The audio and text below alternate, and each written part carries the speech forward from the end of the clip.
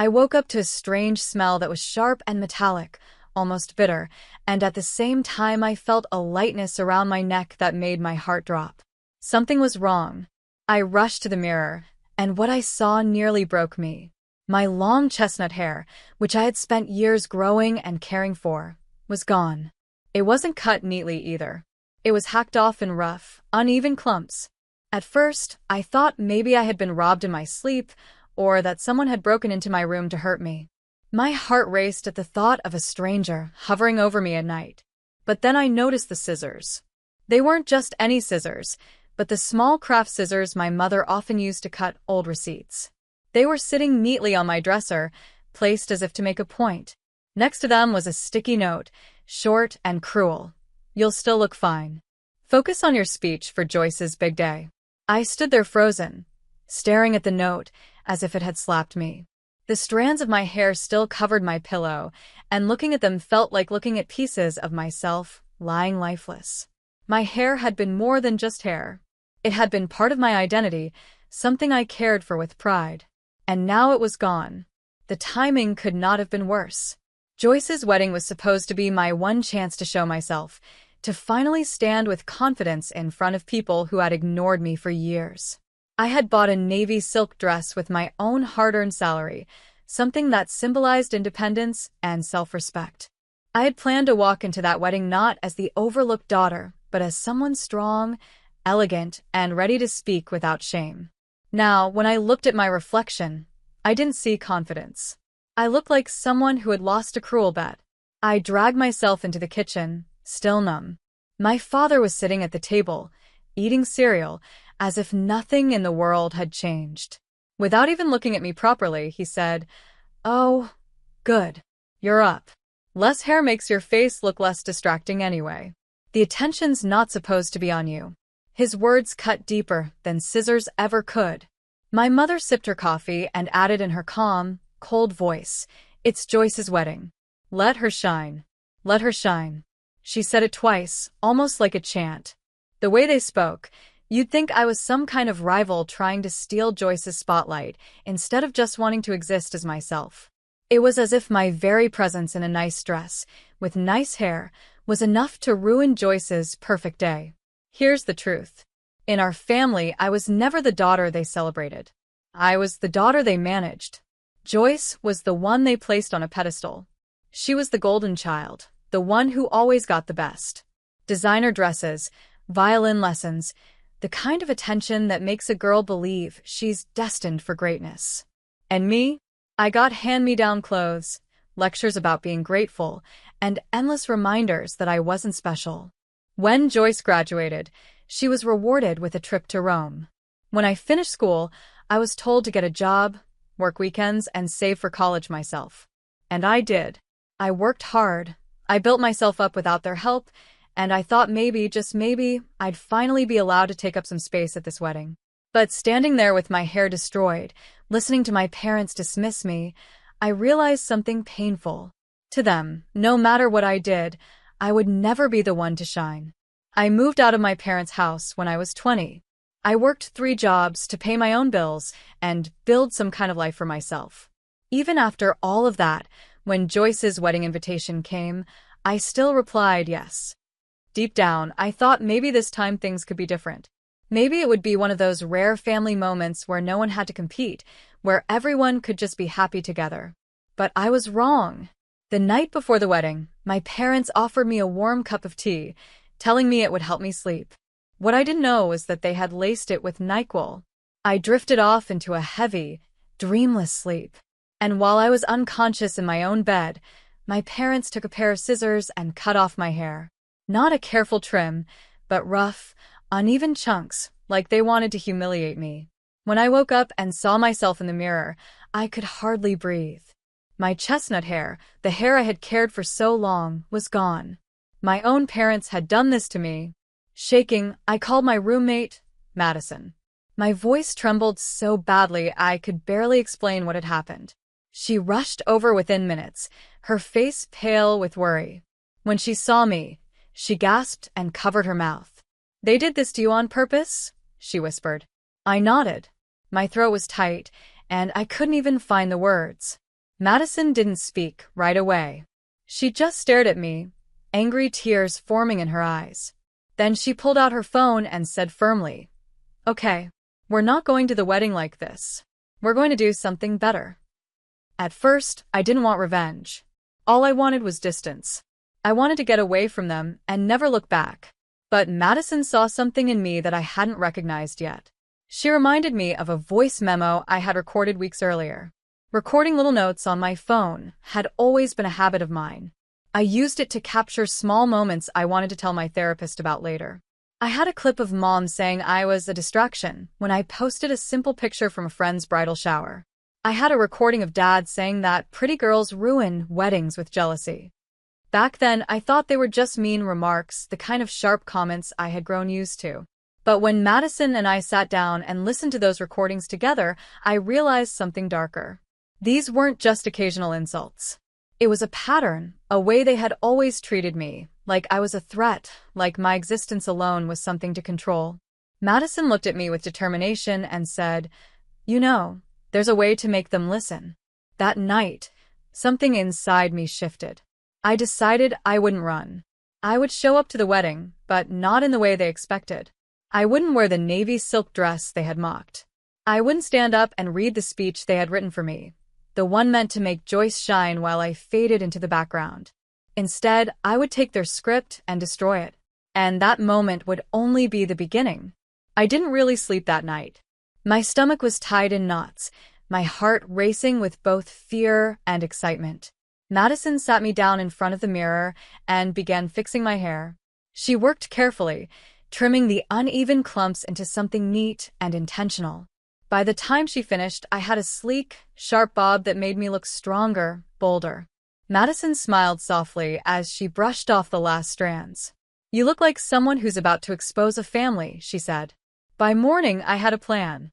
My nerves still rattled inside me, but I knew what I had to do. I got dressed, packed the voice recordings, and headed out. When I arrived at the wedding venue, a sprawling vineyard estate, wide fields stretching out under the rising sun, I wasn't the same person who had been drugged the night before. I wasn't walking into that wedding to blend in. I was walking in to be seen. Of course, my parents chose a picture-perfect place for Joyce's wedding. The vineyard sparkled like something out of a magazine, with rows of green vines and white tents set against the clear blue sky. It looked like the kind of wedding people would gush over on social media. Everything was for Joyce, the golden child. Her dream wedding was paid for with my parents' savings, with my mother's practiced fake smile, and my father's endless pride in his real daughter. And me? I was supposed to be the side character, the one who smiled quietly in the corner. But not today. I had rehearsed the speech they gave me, something sweet and empty about sisterhood, love, and forever bonds. Words that sounded like they belonged in a greeting card, but didn't match our reality at all. I held the note cards in my hand, but when I walked up to the microphone at the rehearsal brunch, I knew I wasn't going to say them. The room was warm with laughter, the kind of smug happiness that happens when everyone believes life is perfect. I cleared my throat, looked at the sea of familiar faces, and began. "Hi, everyone," I said, steadying my voice. "I know I'm not the favored daughter. That's never been a secret. But I'm here to say something different today." You could feel the shift in the air. The laughter stopped. Chairs squeaked as people turned to listen. My mother's smile froze, twitching at the edges. My father straightened in his seat, already uncomfortable. "I want to talk about what happens behind the pretty family portraits," I continued. "When people say they love you, but cut you down so you won't outshine someone else. When they drug you with tea so you sleep through the sabotage. When parents treat your very existence like a threat to the child they actually love." Gasps filled the room. One of my uncles dropped his fork, the clang loud in the silence. My mother's face had gone pale. My dad slammed his hand on the table and barked, "Enough!" But I didn't stop. My voice grew stronger. "You don't get to rewrite who I am anymore. You don't get to trim me down, hide me, or pretend this didn't happen." I reached into my pocket, pulled out my phone, and hit play. The room filled with my mother's voice, clear and cold. "She thinks she'll look better than Joyce. We'll fix that." Then came my father's laugh. "We'll cut it while she sleeps." Girls like her need reminders. The silence that followed was heavy. You could hear the scrape of forks being set down, the shuffle of chairs as people looked at one another in shock. Some guests covered their mouths. Others just stared at my parents, waiting for them to explain the unexplainable. I ended with the only words that felt true. You taught me shame. Now, I'm teaching you consequences. Chaos broke out. My parents shouted at me, their voices shaking with rage and fear. Security rushed in, and I was escorted out of the room while the guests whispered behind me. My sister Joyce was crying, but not for me. She kept sobbing, "This will ruin my photos," as if that was the only thing that mattered. But for once, it wasn't about her. It wasn't over. Madison, my roommate, had been filming the entire thing. She uploaded the full clip online that night with the caption, "This is what happens when you weaponize family." Within 12 hours, the video went viral. Millions of strangers watched, shared, and commented. People who didn't even know me felt the cruelty, the betrayal, the truth. For the first time in my life, my parents couldn't control the story. They couldn't bury it, couldn't hide me, couldn't make me smaller. The world had seen them for who they really were, and I had finally been heard. It blew up bigger than I ever imagined. The video spread everywhere. Within days, it had millions of views. Celebrities shared it on their social media. Facebook creators made lip-sync videos of my speech, acting out the words I had spoken with tears in their eyes or fire in their voices. My inbox filled with messages from strangers across the world. People I had never met sent me DMs that said, "Thank you for saying what I never could," or "You gave me courage." For the first time in my life, I wasn't invisible. I was seen. But the best part came a week later. I opened my email and found a message from a wedding magazine editor. She wrote, "Your story isn't just brave, it's something we want to feature. How would you feel about a photo shoot and article called The Uninvited Sister Who Stole the Show?" I stared at the screen for a long time before I replied. And then I typed one word. Yes. The photo shoot was everything my parents had tried to take from me. I walked into the studio nervous, but the team treated me like I mattered. They styled my short, edgy bob so it looked sharp and bold. Makeup artists made my face glow, highlighting the features my parents once called too distracting. They wrapped me in gowns that shimmered like jewels under the lights. Dresses that spoke louder than shame. For the first time, I looked in the mirror and didn't see the girl my family tried to cut down. I saw a woman who was strong, elegant, and unapologetically herself. That shoot was the beginning of the second chapter of my life. For months past, my family still hadn't called. Not to apologize. Not to explain. Not even to pretend it was all a misunderstanding. But the truth was, they didn't need to say anything. The world had already turned its eyes on them, and the silence spoke volumes. My video had become more than just a clip. It had turned into a cultural moment. Talk shows debated it on air. Bloggers wrote long posts analyzing every word. They talked about pretty privilege, about sister rivalry, about emotional abuse disguised as tradition. People were asking questions that went beyond my family, questions that mattered. And somehow, I became the face of every daughter who had ever been silenced in favor of a shinier sibling. I didn't plan for that. I wasn't chasing fame. What I wanted was freedom. I wanted to make sure no one could silence another girl the way they tried to silence me. That's when the next big moment came. It started with an email from a woman named Jacqueline Mars. She was the CEO of a high-end fashion brand known for something unusual, helping people rebrand their lives through truth instead of hiding. Her message was simple but powerful. "My daughter went through something like you. I believe in what you're doing. I'd like to offer you a job. Not just as a model, but as the creative director for our new campaign. You can't cut power." I read it 4 times before it sank in. This wasn't just an opportunity. This was a mission. And I said yes. Suddenly, my life filled with things I had never imagined for myself. Photo shoots in Rome, press tours across the country, requests to give talks on big stages, even TEDx. My pain had turned into my purpose. I wasn't just telling my story anymore. I was helping others tell theirs. Meanwhile, Back home, the fallout was exactly what you would expect. My parents' suburban neighborhood, the place where people once waved and smiled, grew cold. Neighbors whispered. Wedding guests who had clapped for Joyce avoided eye contact at the grocery store. The truth had cracked the perfect image my parents had built, and now everyone could see through it. For once, it wasn't me carrying the shame. The fallout from the wedding did not end quickly. It spread like cracks in glass, reaching into places my family never expected. The priest who had officiated Joyce's ceremony made his opinion clear.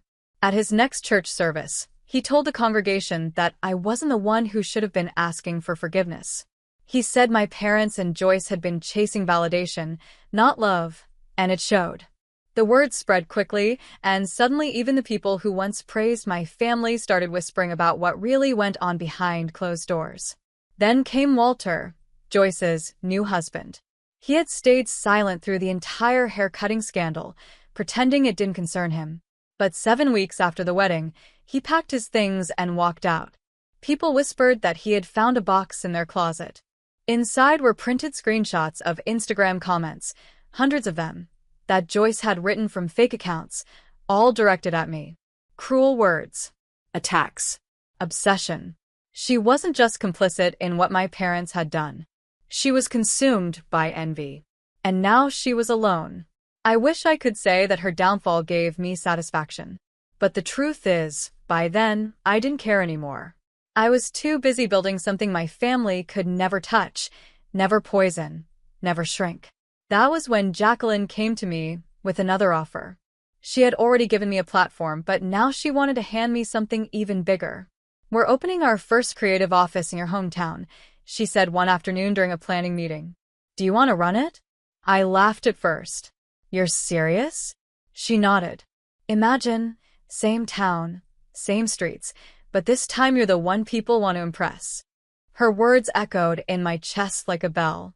I remembered all those years walking through my hometown feeling invisible, being dragged to Joyce's piano recitals, being treated as less than. Now, the chance to stand in the very same place, not as the quiet, forgotten daughter, but as someone leading a new movement? I couldn't say no. So I did it. For months later, we opened the office. It was sleek and modern, with tall glass windows that let the sunlight pour in. The location mattered too. It sat right downtown on the same street where my parents used to hurry me past shops to get to Joyce's events. This time, though, the glass windows had a giant decal across them in bold letters, "Power cannot be cut." The week we launched, my team hosted an open house. Local reporters showed up with cameras, scribbling notes about the campaign.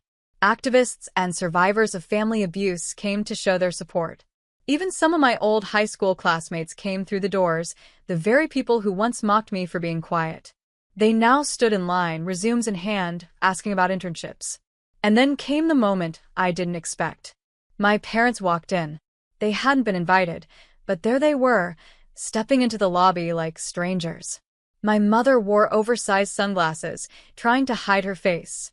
My father looked older, smaller, worn down in ways I had never seen before. Maybe it was guilt. Maybe it was the exposure. Maybe it was just what happens when people lose control of the story they've tried to script for too long. They looked at me, but they didn't recognize the woman standing at the front of the room. I wasn't the quiet daughter in hand-me-downs anymore. I was poised, confident, and ready for the cameras. My mother's lips trembled as she finally spoke. "We're proud of you," she said softly, as if those words would erase everything. I smiled, but my voice stayed calm and sharp. "That's funny. You haven't been proud of me since I had braces." My dad gave a nervous chuckle, trying to smooth it over. "We all make mistakes," he muttered. But this time, I didn't need their approval. I didn't need their excuses. For the first time in my life, I stood in that room not as their daughter, but as myself. Families are supposed to heal, right? That's what people always say. But as I stood there, I realized healing didn't mean letting them back into my life. Healing meant knowing I didn't need them anymore. I walked over to the front desk and spoke with a calm smile. "Would you like to leave a comment card? We take feedback very seriously here." They just blinked at me, confused and out of place. I didn't wait for an answer. If not, I have a full room of people I actually respect waiting to hear me speak. When I turned away, I glanced back. They were still standing in the middle of the lobby, looking small, looking uncomfortable in the very space they once believed I would never belong. I didn't have to raise my voice. I didn't have to insult them. The building, the team I had built, the people cheering for me, that was louder than anything I could have shouted. But as they pushed open the glass doors to leave, I called after them.